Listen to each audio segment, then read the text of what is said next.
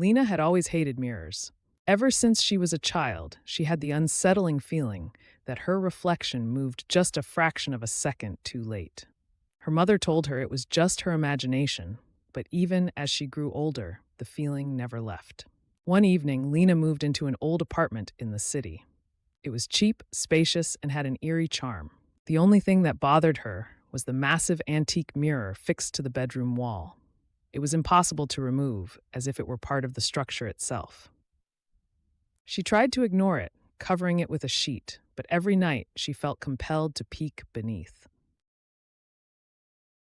One night, while getting ready for bed, Lena caught something strange out of the corner of her eye. Her reflection wasn't quite right. It stood still while she moved, its lips curled into a faint smirk. She turned quickly, but the reflection mirrored her perfectly.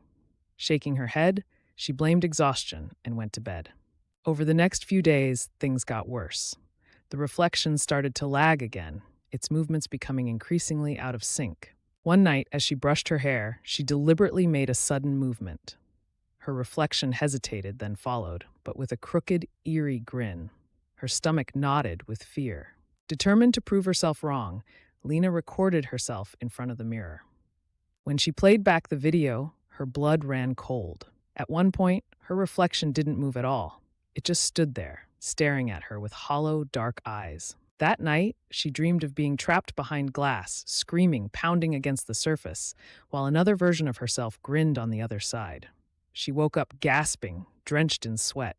The mirror was uncovered, and she could have sworn the reflection's smile lingered just a second too long before fading back to normal.